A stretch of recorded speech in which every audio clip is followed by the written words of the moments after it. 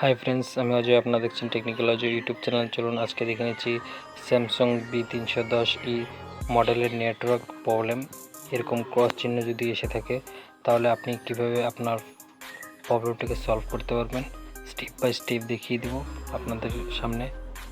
Customer যখন ফোনটি দেয় তখন বলেছে নেটওয়ার্ক আসে আর চলে যায়, কখনো টাইম আসে কখনো টাইম চলে যায়।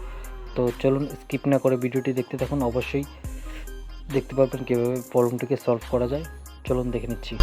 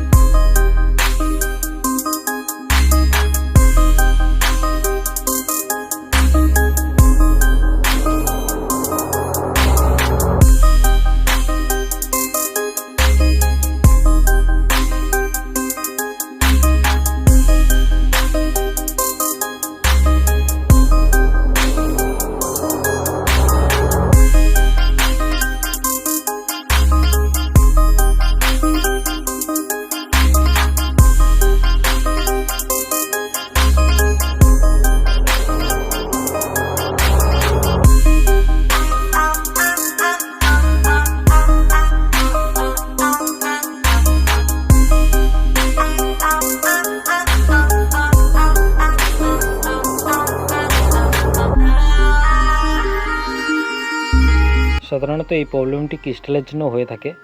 তো ক্রিস্টালটিকে আপনাকে উঠাতে হবে, উঠে আবার রিভলিং করে লাগিয়ে দিবেন, প্রবলেমটি সলভ হয়ে যাবে। তো ক্রিস্টালটিকে হিট দেওয়ার আগে যখন আপনি এটাকে রিমুভ করবেন তখন আইসিটার উপরে ভালোভাবে হিট টেপ লাগিয়ে নেবেন। হিট টেপ লাগালে আপনার আইসিতে কোনো হিট যাবে না আর সেটটা ডেড হওয়ারও কোনো রিস্ক থাকবে না। তো দেখে ভালোভাবে লাগিয়ে নেবেন।